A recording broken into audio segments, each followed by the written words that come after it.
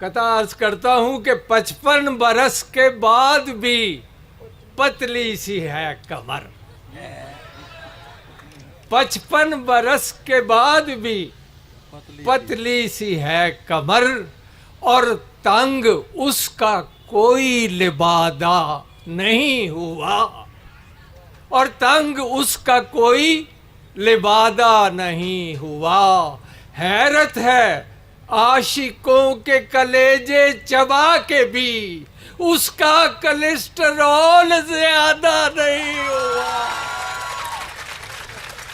और इसी मौजू पे कथा याद आ गया कि आह भरती हुई आई हो स्लिमिंग सेंटर।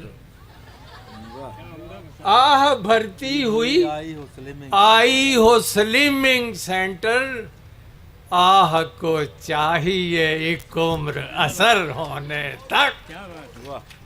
और डाइटिंग खेल नहीं चंद दिनों का बेगम, एक सदी चाहिए कमरे को कमर होने तक।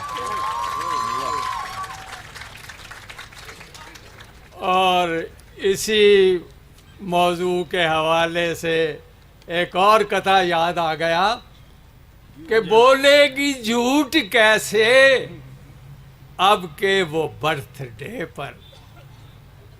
बोलेगी झूठ कैसे अब के वो बर्थडे पर, मुश्किल ये आ पड़ी है औरत की जिंदगी में, जो 20वीं सदी में थी 20 की मुसलसल, 21 की तो होगी 21वीं सदी में।